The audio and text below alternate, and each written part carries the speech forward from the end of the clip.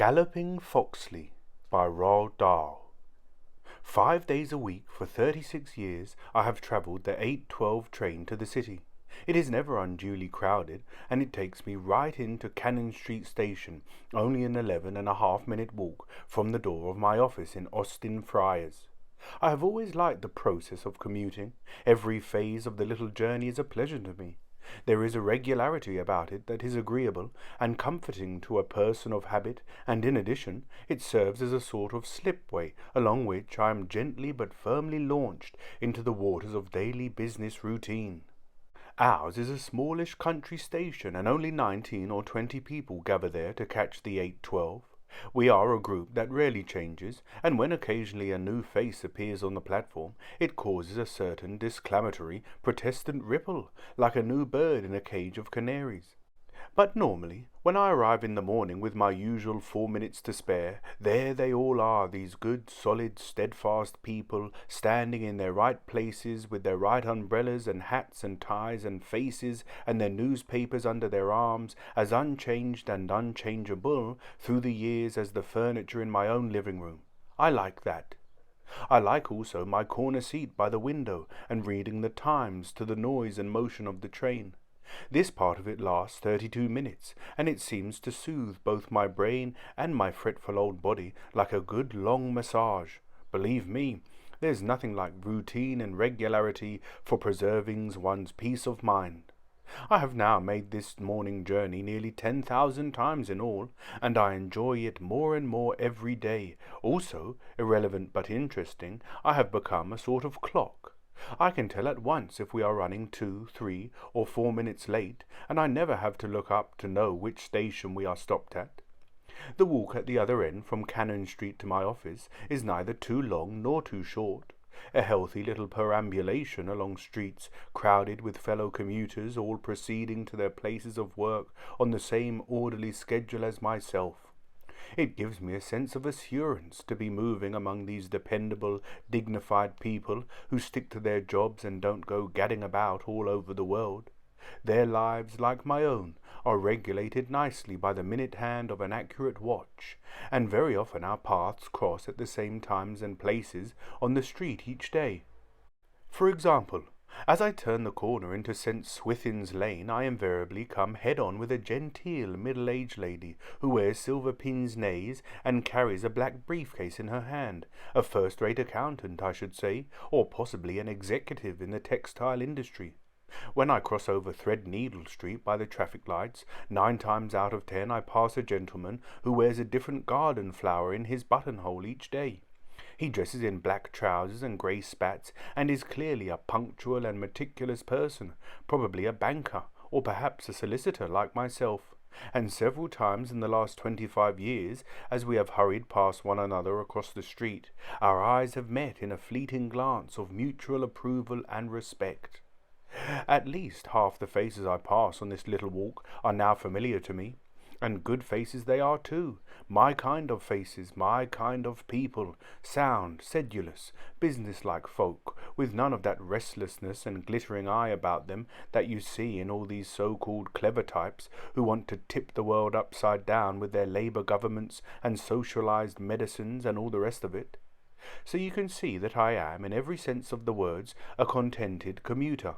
Or would it be more accurate to say that I was a contented commuter? At the time when I wrote the little autobiographical sketch you have just read, intending to circulate it among the staff of my office as an exhortation and an example, I was giving a perfectly true account of my feelings. But that was a whole week ago, and since then something rather peculiar has happened. As a matter of fact, it started to happen last Tuesday, the very morning that I was carrying the rough draft up to town in my pocket, and this, to me, was so timely and coincidental that I can only believe it to have been the work of God. God had read my little essay, and he had said to himself, "This man Perkins is becoming over-complacent. It is high time I taught him a lesson." I honestly believe that's what happened.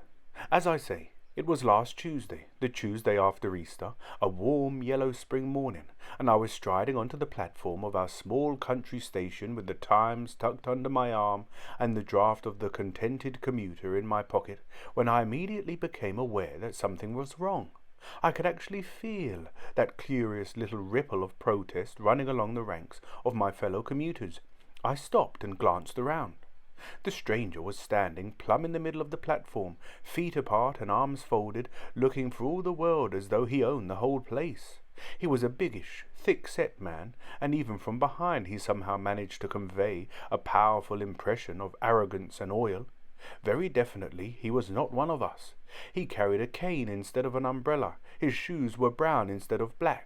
The grey hat was cocked at a ridiculous angle, and in one way and another there seemed to be an excess of silk and polish about this person.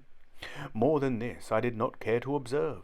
I walked straight past him with my face to the sky, adding, I sincerely hope, a touch of real frost to an atmosphere that was already cool. The train came in, and now try if you can to imagine my horror when the new man actually followed me into my own compartment. Nobody had done this to me for 15 years. My colleagues always respect my seniority. One of my special little pleasures is to have the place to myself for at least one, sometimes 2 or even 3 stations. But here, if you please, was this fellow, this stranger, straddling the seat opposite and blowing his nose and rustling the Daily Mail and lighting a disgusting pipe. I lowered my Times and stole a glance at his face. I suppose he was about the same age as me, 62 or 3, but he had one of those unpleasantly handsome, brown, leathery countenances that you see nowadays in advertisements for men's shirts. The lion shooter and the polo player and the Everest climber and the tropical explorer and the racing yachtsman all rode into one. Dark eyebrows, steely eyes, strong white teeth clamping the stem of a pipe. Personally, I mistrust all handsome men. The superficial pleasures of this life come too easily to them, and they seem to walk the world as though they themselves were personally responsible for their own good looks. I don't mind a woman being pretty, that's different, but in a man I'm sorry, but somehow or other I find it downright offensive. Anyway, here was this one sitting right opposite me in the carriage, and I was looking at him over the top of my Times when suddenly he glanced up and our eyes met. "Do you mind the pipe?" he asked, holding it up in his fingers. That was all he said, but the sound of his voice had a sudden and extraordinary effect upon me. In fact, I think I jumped. Then I sort of froze and sat staring at him for at least a minute before I got hold of myself and made an answer. "This is a smoker," I said, "so you may do as you please. I just thought I'd ask." There it was again, that curiously crisp, familiar voice, clipping its words and spitting them out very hard and small, like a little quick-firing gun shooting out raspberry seeds. Where had I heard it before, and why did every word seem to strike upon some tiny tender spot far back in my memory? Good heavens, I thought, pull yourself together. What sort of nonsense is this? The stranger returned to his paper. I pretended to do the same. But this time I was probably put out, and I couldn't concentrate at all. Instead, I kept stealing glances at him over the top of the editorial page. It was really an intolerable face, vulgarly, almost lasciviously handsome, with an oily, salacious sheen all over the skin. But had I or had I not seen it before some time in my life? I began to think I had, because now, even when I looked at it, I felt a peculiar kind of discomfort that I cannot quite describe, something to do with pain and violence, perhaps even with fear. We spoke no more during the journey, but you can well imagine that by then my whole routine had been thoroughly upset. My day was ruined, and more than one of my clerks at the office felt the sharper edge of my tongue, particularly after luncheon when my digestion started acting up on me as well. The next morning, there he was again in the middle of the platform, with his cane and his pipe and his silk scarf and his nauseatingly handsome face. I walked past him and approached a certain Mr. Grummett, a stockbroker who has been commuting with me for over 28 years. I can't say I've ever had an actual conversation with him before. We are rather a reserved lot on our station, but a crisis like this will usually break the ice. "Grummett," I whispered, "who is this bounder?" "Search me," Grummett said. "Pretty unpleasant." "Very. Not going to be a regular, I trust." "Oh, God," Grummett said. Then the train came in. This time, to my great relief, the man got into another compartment, but the following morning I had him with me again. "Well," he said, settling back in the seat directly opposite, "it's a topping day." And once again I felt that slow, uneasy stirring of the memory, stronger than ever this time, closer to the surface, but not yet quite within my reach. Then came Friday, the last day of the week. I remember it had rained as I drove to the station, but it was one of those warm, sparkling April showers that only last 5 or 6 minutes, and when I walked onto the platform, all the umbrellas were rolled up, and the sun was shining, and there were big white clouds floating in the sky. In spite of this, I felt depressed. There was no pleasure in this journey for me any longer. I knew the stranger would be there, and sure enough he was, standing with his legs apart, just as though he owned the place, and this time swinging his cane casually back and forth through the air. The cane, that did it. I stopped like I'd been shot. "It's Foxley," I cried under my breath. "Galloping Foxley, and still swinging his cane." I stepped closer to get a better look.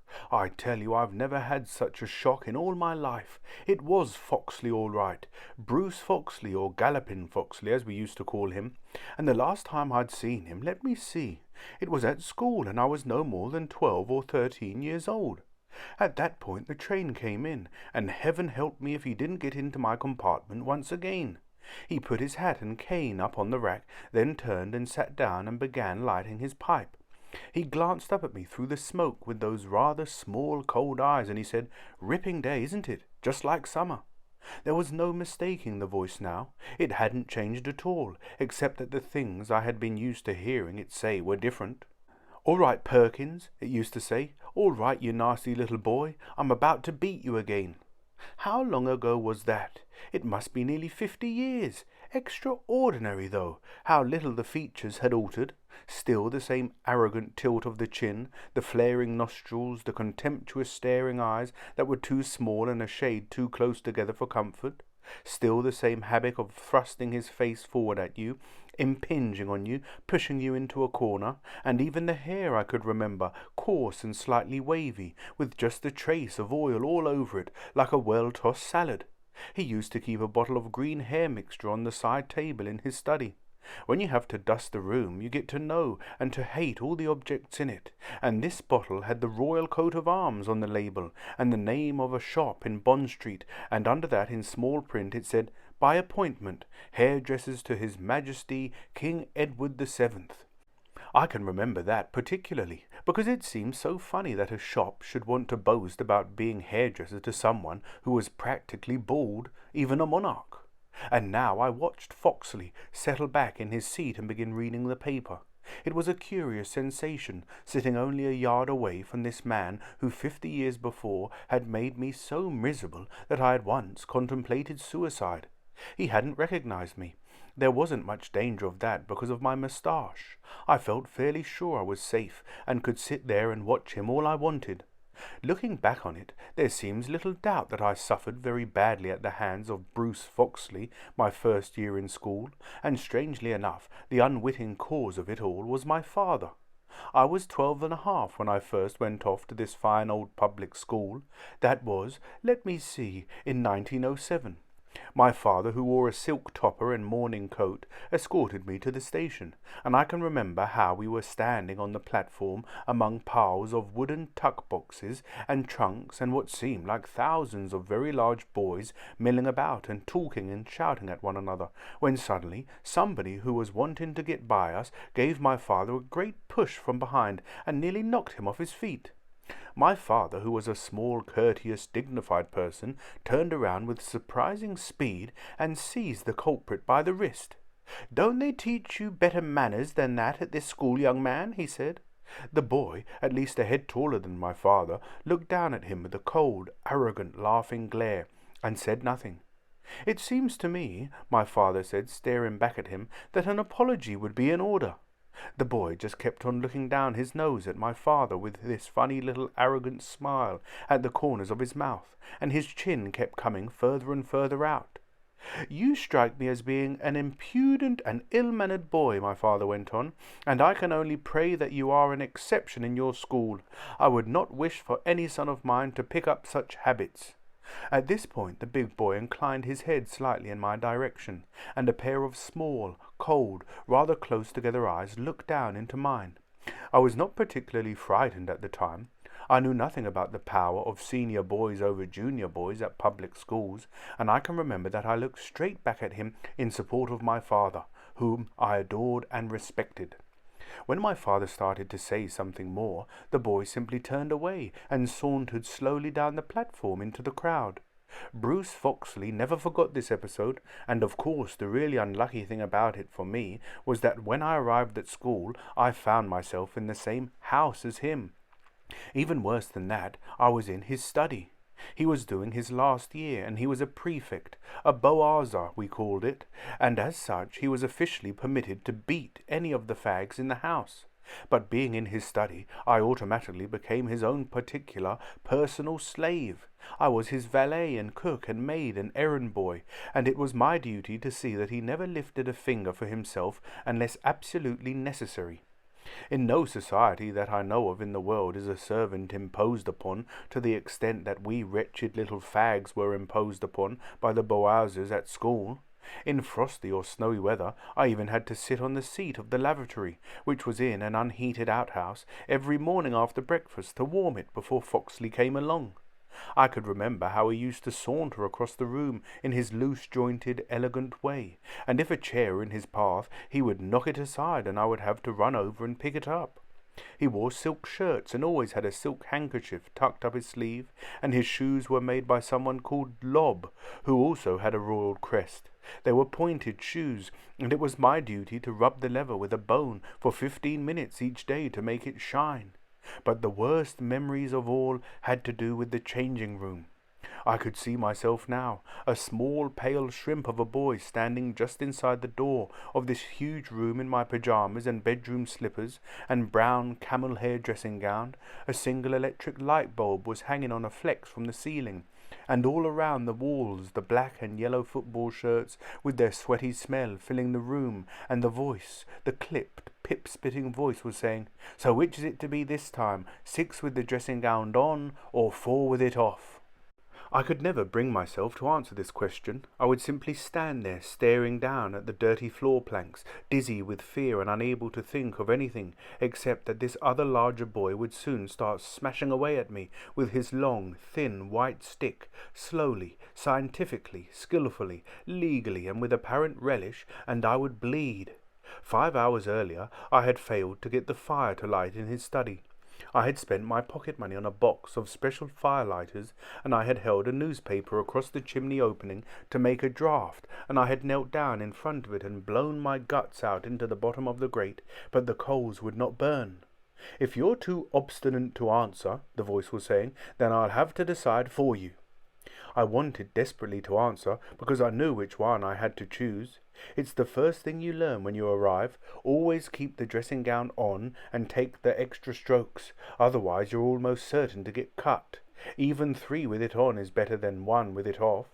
"Take it off then, and get into the far corner and touch your toes. I'm going to give you 4. Slowly I would take it off and lay it on the edge of the boot lockers, and slowly I would walk over to the far corner, cold and naked now in my cotton pyjamas, treading softly and seeing everything around me suddenly very bright and flat and far away, like a magic lantern picture, and very big and very unreal, and sort of swimming through the water in my eyes. "Go on and touch your toes, tighter, much tighter than that." Then he would walk down to the far end of the changing room, and I would be watching him upside down between my legs, and he would disappear through a doorway that led down 2 steps into what we called the basin passage. This was a stone-floored corridor with wash basins along one wall, and beyond it was the bathroom. When Foxley disappeared, I knew he was walking down to the far end of the basin passage. Foxley always did that. Then, in the distance, but echoing loud among the basins and the tiles, I would hear the noise of his shoes on the stone floor as he started galloping forward, and through my legs I would see him leaping up the 2 steps into the changing room and come bounding towards me with his face thrust forward and the cane held high in the air. This was the moment when I shut my eyes and waited for the crack and told myself that whatever happened I must not straighten up. Anyone who has been properly beaten will tell you that the real pain does not come until about 8 or 10 seconds after the stroke. The stroke itself is merely a loud crack and a sort of blunt thud against your backside, numbing you completely. I'm told a bullet wound does the same. But later on, oh my heavens, it feels as if someone is laying a red-hot poker right across your naked buttocks, and it is absolutely impossible to prevent yourself from reaching back and clutching it with your fingers.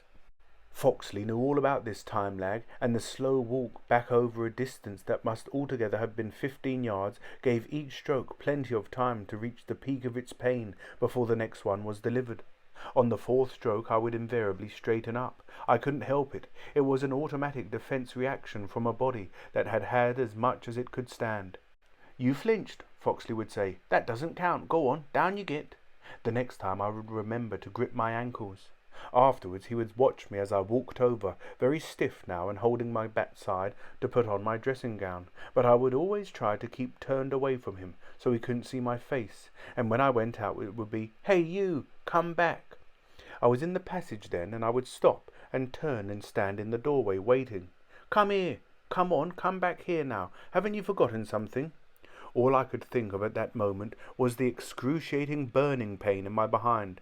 "You strike me as being an impudent and ill-mannered boy," he would say, imitating my father's voice. "Don't they teach you better manners than that at this school?" "Thank you," I would stammer. "Thank you for the beating."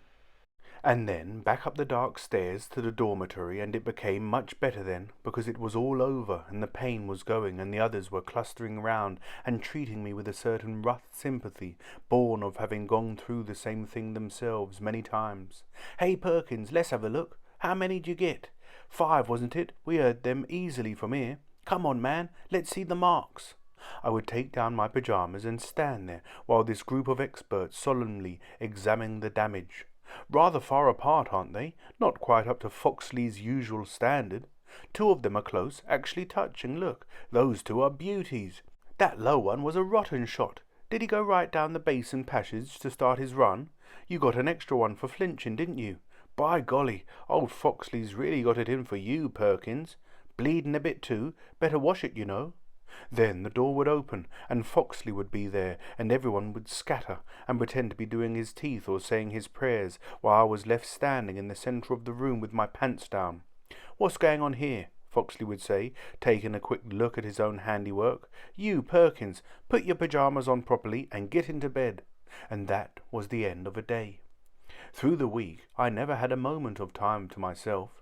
If Foxley saw me in the study taking up a novel or perhaps opening my stamp album, he would immediately find something for me to do. One of his favourites, especially when it was raining outside, was, "Oh, Perkins, I think a bunch of wild irises would look rather nice on my desk, don't you?" Wild irises grew only around Orange Ponds. Orange Ponds was 2 miles down the road and half a mile across the fields. I would get up from my chair, put on my raincoat and my straw hat, take my umbrella, my brolly, and set off on this long and lonely trek. The straw hat had to be worn at all times outdoors, but it was easily destroyed by rain. Therefore the brolly was necessary to protect the hat. On the other hand, you can't keep a brolly over your head while scrambling about on a woody bank looking for irises, so to save my hat from ruin, I would put it on the ground under my brolly while I searched for flowers. In this way I caught many colds. But the most dreaded day was Sunday.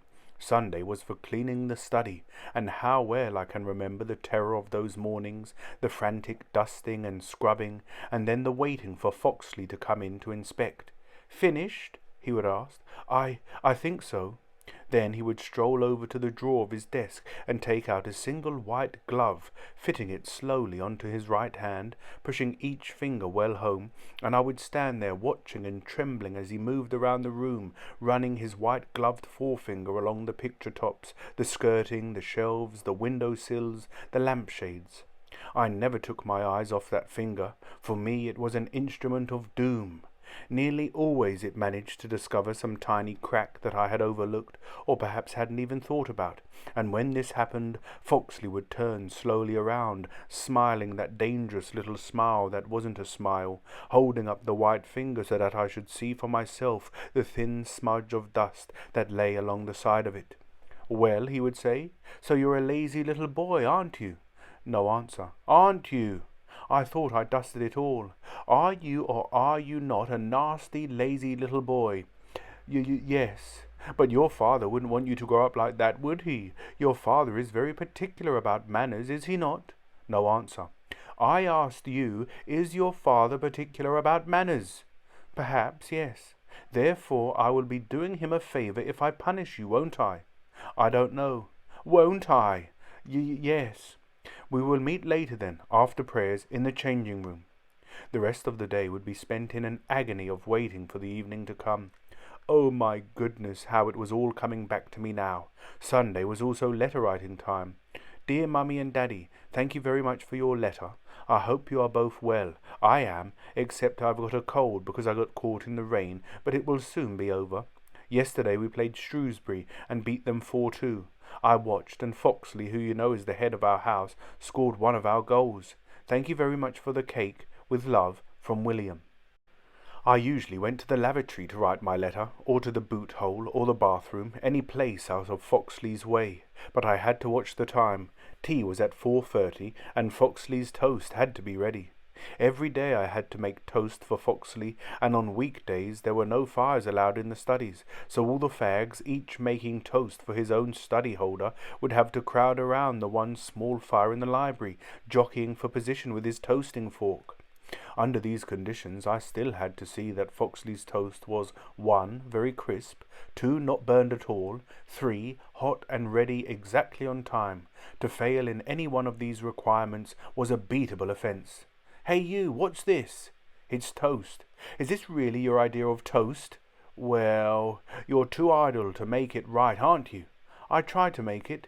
You know what they do to an idle horse, Perkins. No. Are you a horse? No? Well, anyway, you're an arse. Ha ha! So I think you qualify. I'll be seeing you later. Oh, the agony of those days. To burn Foxley's toast was a beatable offence. So was forgetting to take the mud off Foxley's football boots. So was failing to hang up Foxley's football clothes. So was rolling up Foxley's brolly the wrong way round. So was banging the study door when Foxley was working. So was filling Foxley's bath too hot for him. So was not cleaning the buttons properly on Foxley's OTC uniform. So was making those blue metal polish smudges on the uniform itself. So was failing to shine the soles of Foxley's shoes. So was leaving Foxley's study untidy at any time. In fact, so far as Foxley was concerned, I was practically a beatable offence myself. I glanced out of the window. My goodness, we were nearly there. I must have been dreaming away like this for quite a while, and I haven't even opened my Times. Foxley was still leaning back in the corner seat opposite me reading his Daily Mail, and through a cloud of blue smoke from his pipe I could see the top half of his face over the newspaper, the small bright eyes, the corrugated forehead, the wavy, slightly oily hair. Looking at him now after all that time was a peculiar and rather exciting experience. I knew he was no longer dangerous, but the old memories were still there, and I didn't feel altogether comfortable in his presence. It was something like being inside the cage with a tame tiger. What nonsense is this? I asked myself. Don't be so stupid. My heavens, if you wanted to, you could go ahead and tell him exactly what you thought of him, and he couldn't touch you. Hey, that was an idea.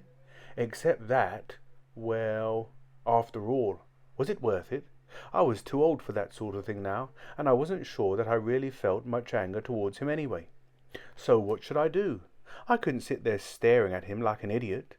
At that point a little impish fancy began to take hold of me. What I would like to do, I told myself, would be to lean across and tap him lightly on the knee and tell him who I was. Then I would watch his face. After that I would begin talking about our school days together, making it just loud enough for the other people in the carriage to hear. I would remind him playfully of some of the things he used to do to me, and perhaps even describe the changing-room beatings so as to embarrass him a trifle. A bit of teasing and discomfort wouldn't do him any harm, and it would do me an awful lot of good. Suddenly he glanced up and caught me staring at him. It was the second time this had happened, and I noticed a flicker of irritation in his eyes. All right, I told myself, here we go, but keep it pleasant and sociable and polite. It'll be much more effective that way, more embarrassing for him. So I smiled at him and gave him a courteous little nod. Then, raising my voice, I said, "I do hope you'll excuse me. I'd like to introduce myself." I was leaning forward, watching him closely so as not to miss the reaction. "My name is Perkins, William Perkins, and I was at Repton in 1907. The others in the carriage were sitting very still, and I could sense that they were all listening and waiting to see what would happen next. "I'm glad to meet you," he said, lowering the paper to his lap. "Mine's Fortescue, Jocelyn Fortescue, Eton, 1916. The end.